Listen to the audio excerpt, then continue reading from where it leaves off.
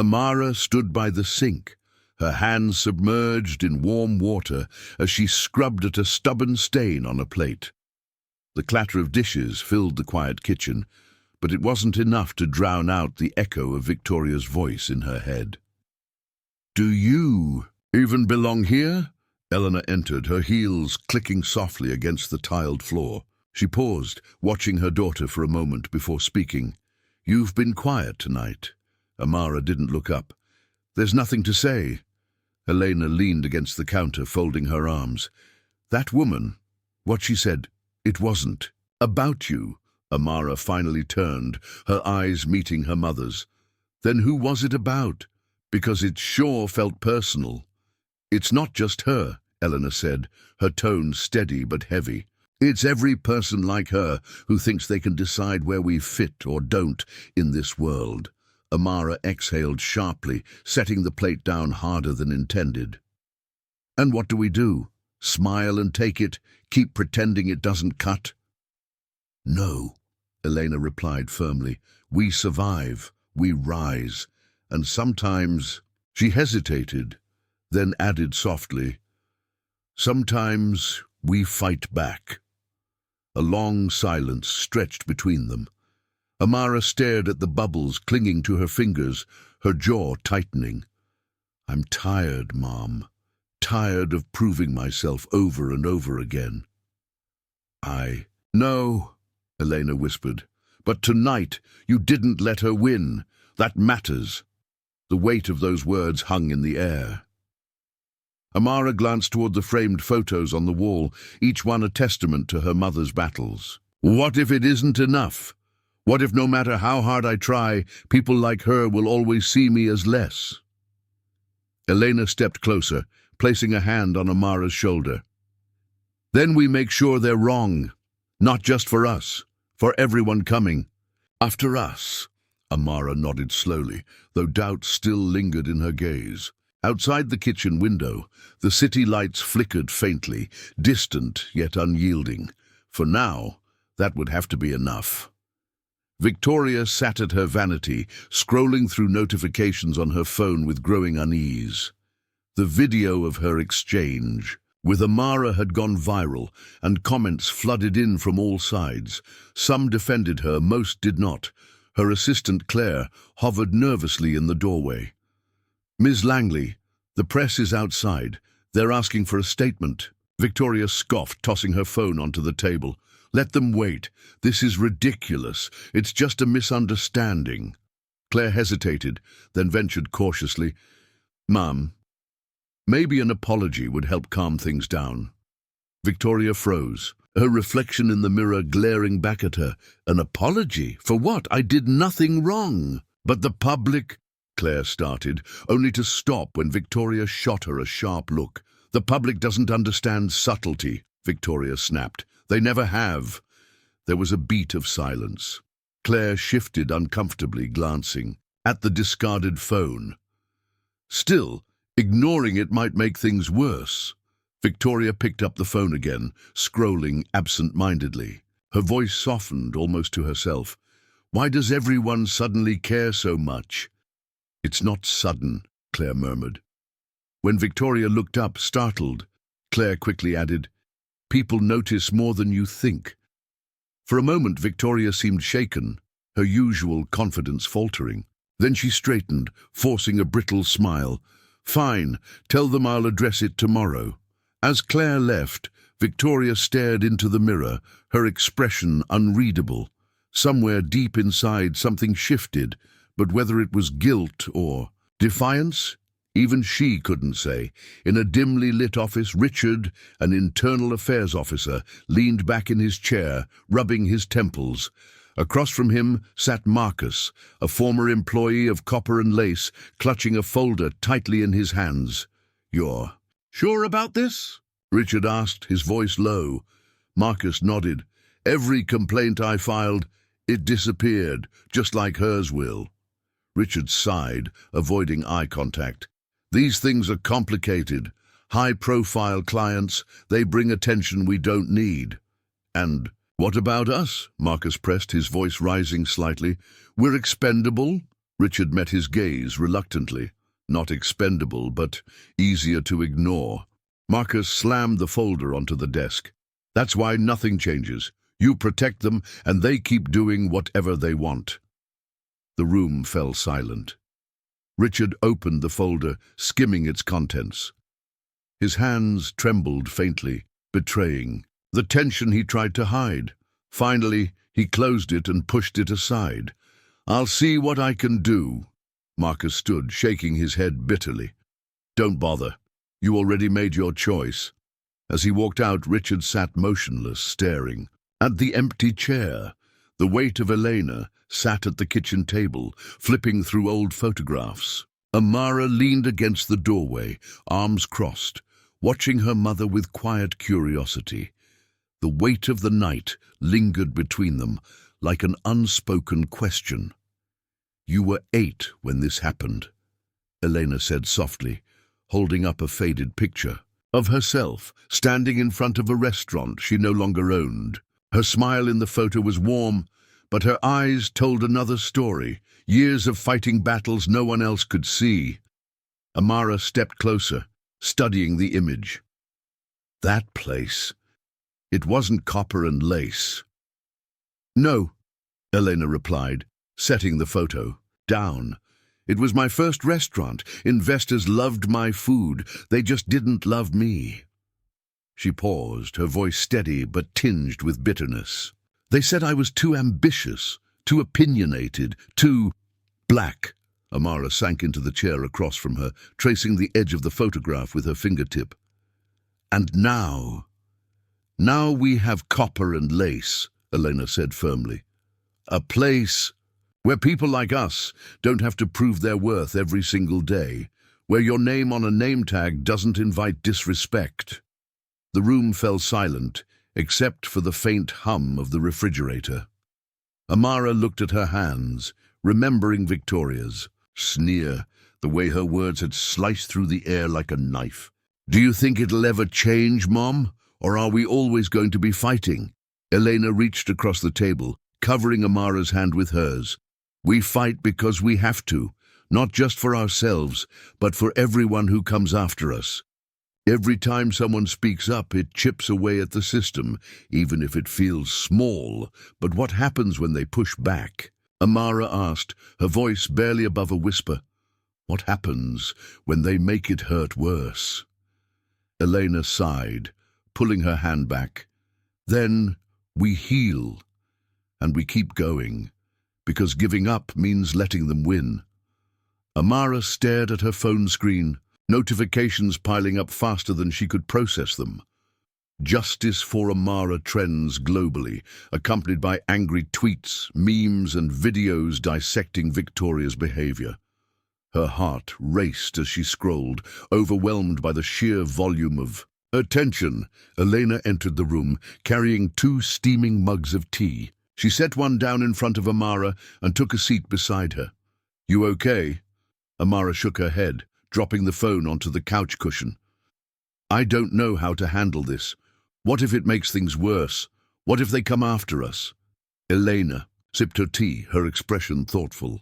This isn't just about you anymore, sweetheart. It's about every person who's been treated this way and stayed silent. But why me? Amara whispered, tears welling in her eyes. Why does it have to be my face, my name? Because you're ready, Elena said simply. You've always carried yourself with dignity, even when others tried to take it away. People see that. They need to see that. Amara wiped her eyes, staring at the glowing screen. What if I mess it up? What if I say the wrong thing? Then we'll figure it out together, Elena said firmly. You deserve justice, Amara. And so does everyone else who's been made to feel invisible. Victoria stood in her mansion's foyer, surrounded by reporters shouting questions. She waved them off dismissively, retreating behind closed doors. Inside, she paced the living room, muttering to herself, It's just a misunderstanding. People will forget about it soon. Her assistant Claire hovered nearby, clutching a tablet. Miss Langley, social media is blowing up. You might want to address it directly. Victoria stopped mid-step, glaring at Claire. Address what? That waitress should be thanking me for the exposure. Claire hesitated, then ventured cautiously. Not everyone sees it that way. Well, they should, Victoria snapped, her voice rising. I did nothing wrong. As she stormed out of the room, Claire exhaled sharply, lowering herself onto the couch. For the first time, doubt crept into her mind. Maybe Victoria wasn't untouchable after all. Marcus sat across from Richard, his folder trembling slightly in his hands. The fluorescent light buzzed overhead, casting harsh shadows across the cramped office.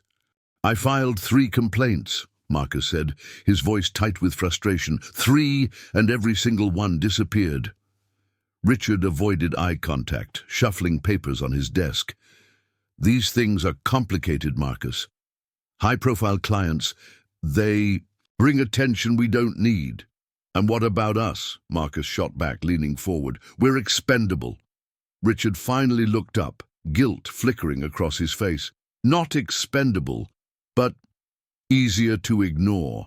Marcus slammed the folder onto the desk, startling both of them. That's why nothing changes. You protect them, and they keep doing whatever they want. Richard opened the folder reluctantly, skimming its contents. His hands trembled faintly, betraying the tension he tried to hide. Finally, he closed it and pushed it aside. I'll see what I can do. Marcus stood, shaking his head bitterly. Don't bother. You already made your choice. As Marcus left, Richard sat motionless, staring at the empty chair. The weight of complicity settled heavily around him, suffocating and undeniable. In a dimly lit newsroom, a reporter whispered to her colleague, pointing at a stack of documents. They've swept so many cases under the rug. This one just happened to go public. Her colleague nodded grimly. And look what happened. Maybe it's time people started paying attention. Across town, Victoria scrolled through her phone, her confidence wavering as she read article after article dissecting her actions. For the first time, cracks appeared in her carefully constructed facade. Complicity settled heavily around him, suffocating and undeniable. The room buzzed with anticipation as Amara and Elena stepped onto the small stage at Copper and Lace. Cameras flashed, capturing their every move, while reporters jotted notes furiously. The weight of the moment pressed down on Amara's shoulders, but her posture remained steady, her mother's hand resting lightly on her back, a silent anchor. Elena leaned into the microphone first, her voice calm yet commanding. This isn't just about one incident. It's about a system that has allowed such behavior to go unchecked for far too long. Amara took a deep breath, stepping forward. Her gaze swept across the crowd before settling somewhere in the distance, as if addressing not just the room, but the world beyond it. You thought you could diminish me because of the color of my skin, she began, her tone measured but firm. But here I stand, not broken, but stronger, and I won't be silenced. The words hung in the air, reverberating through the room like a heartbeat. Across screens worldwide, viewers paused, replayed, shared.